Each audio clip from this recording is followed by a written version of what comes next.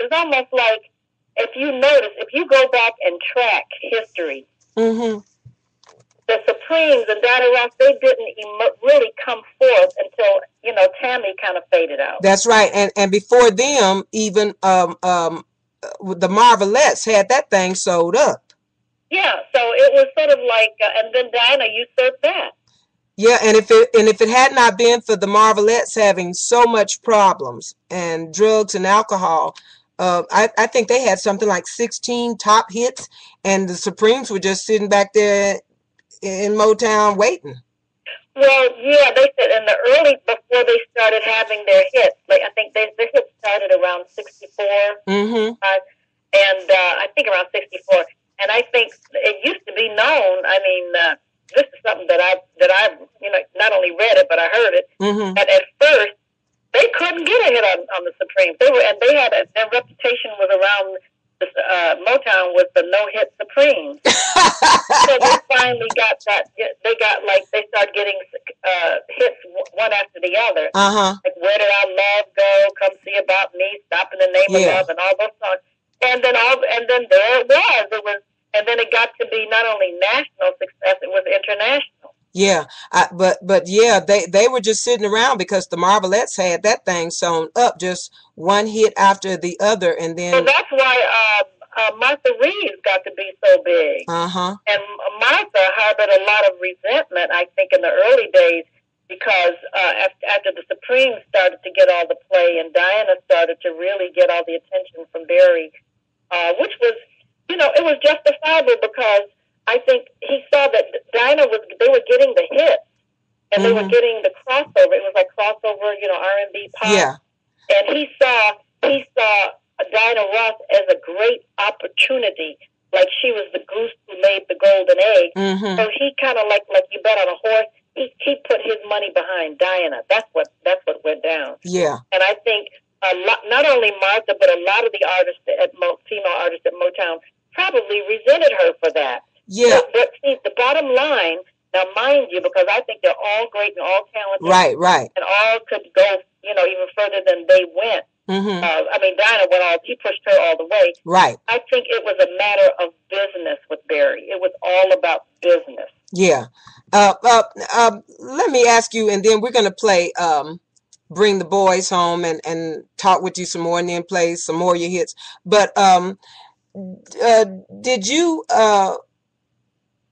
do you believe that's why she and Mary Wilson had such a falling out, because of how Barry supported Diana? You know what? I know Mary. Mary's a friend of mine. Mm-hmm. I don't know Diana the way I don't have the kind of relationship with Diana Ross as I have with Mary Wilson. Yeah.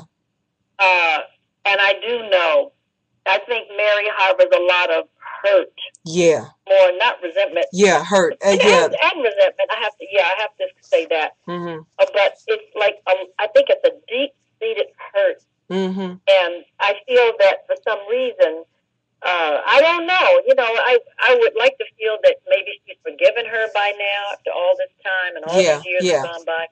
But I feel that, I think that, I don't know, I think that that's a subject that's kind of touchy, yeah. And we don't you don't really know, you know, I don't want to step on anybody's toes. That's right. Yeah, we don't want nobody saying, honey, she told Brenda White that. No, we don't want that. Okay, so you started out, your big break came when you won the, what was it, a Ted Mack Amateur Hour? Well, that was one of them. You know, I was 15. Right. And I was on Ted Mack. You know, my mother and I auditioned in Detroit, and then, you know, back then Ted Mack was like the equivalent of being on American Idol today. Oh yeah, he was huge. For X Factor, that was the number one, you know, talent contest show, and it was the biggest one. And so I went to New York and I performed, and I won second place. Mm-hmm. Wow. I'm sure at your age and at that time, that was sure enough a big deal. Well, it was. And, you know, as a result, and I thought, because I only came in second, I thought, when, you know, like I didn't win first.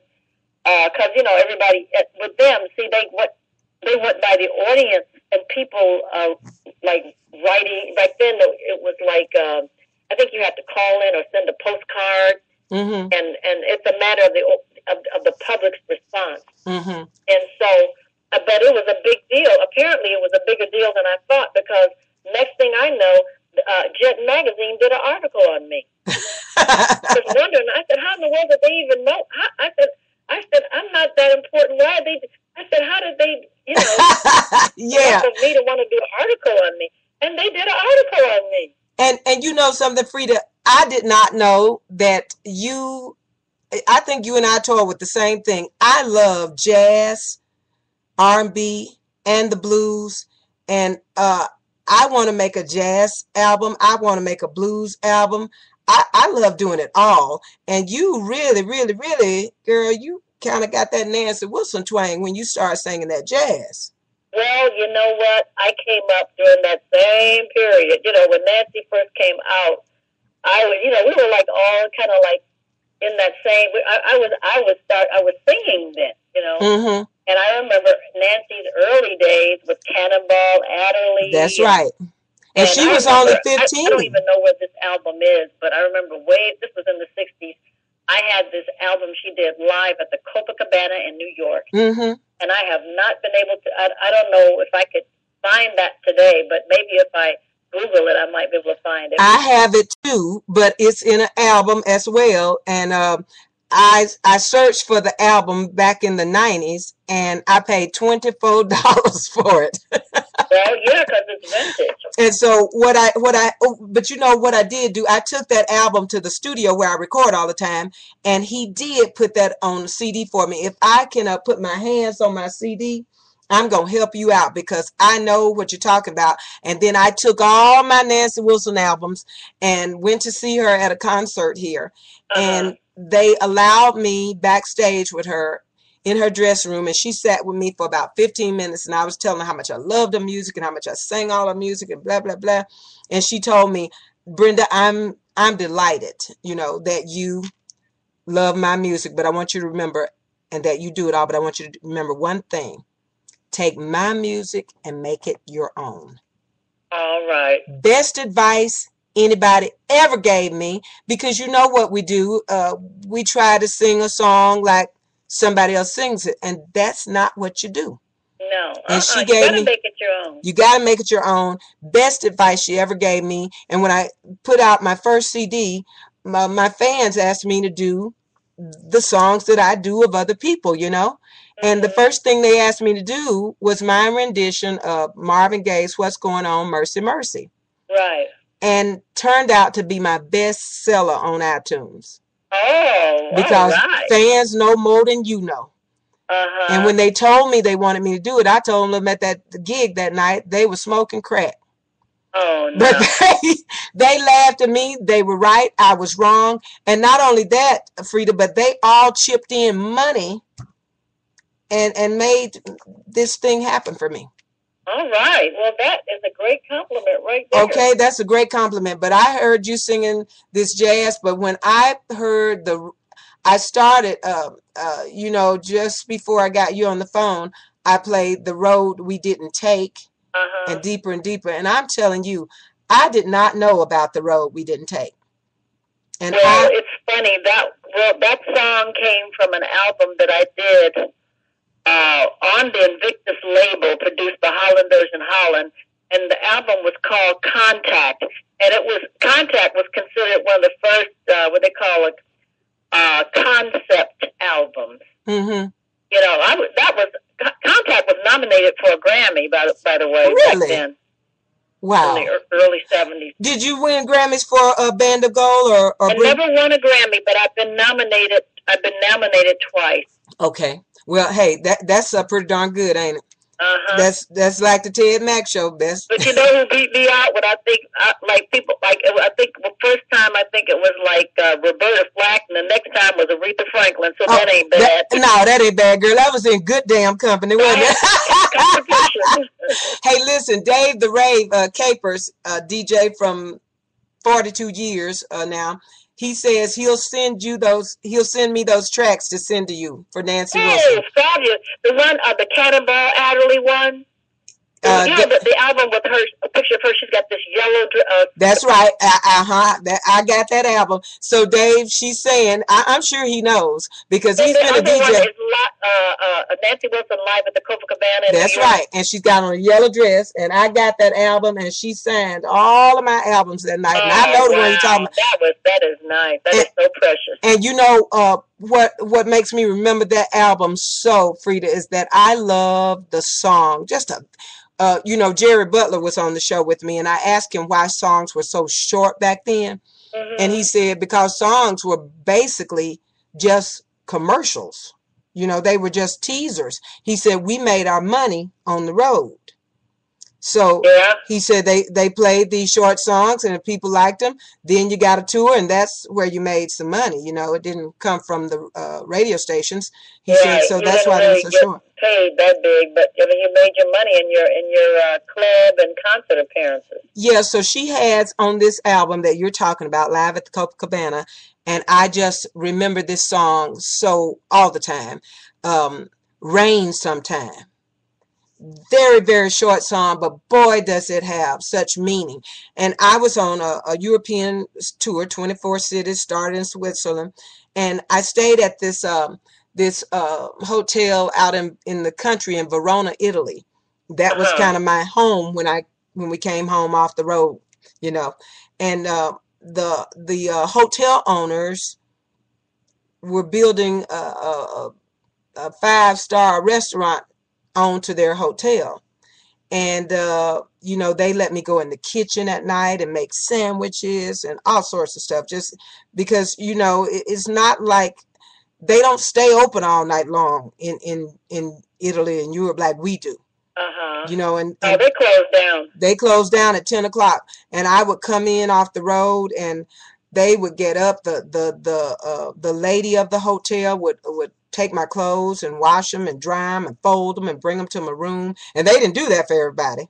No, yeah, you know, but they do certain things, and then, you know, and also in Italy they have this siesta. They close, like they'll close shops close. I think it's from 12 noon to 2 or something to 3 like that. That's right. The banks, the malls, everything. Yeah, they close for like I think 2 hours. 3 hours. And that's during the time people you know when you're when you're in our business, we just went at night. That's the time you want to go out. Yeah, we just waking up. Right. And that's when you want to wake up, and that's when you want to go out. Yeah.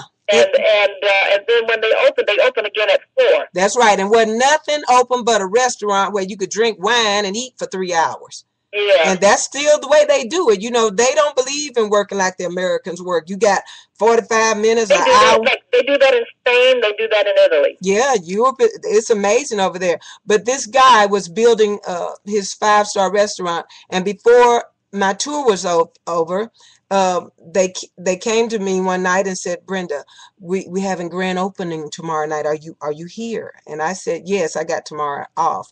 And they asked me to please come in and sing something to their guests. And I mean, you know, they were all pretty muckety-muck guests there. And I go over there, and I'm thinking, what in the world am I going to sing? You know, they don't have mics and CD players and stuff set up so I can lay some tracks out or something. So they asked me to sing, and I just stood up in the restaurant, and it just hit me in seconds. And I just started singing, rain sometimes, money down the drain. I never forgot that song. Oh, wow. And that's on that Copacabana album. And you know, she says, reason to complain sometime. That's how it will be. But we'll have lobster flown from Maine sometime. We'll ride the gravy tank. Oh, it is such a beautiful song, and it's so freaking short. I would love to do that again, but I didn't know that you were the jazz singer that you are. Yeah, well, that's how I started out. I started out singing jazz, and when the only reason I stopped when I did is because when I signed the contract with Invictus Records with Holland Dozier and Holland, I made up my mind that I said, you know what? But prior to that, I had been working in supper clubs, like in Miami and in the Caribbean, and little jazz clubs. And I decided, I said, you know,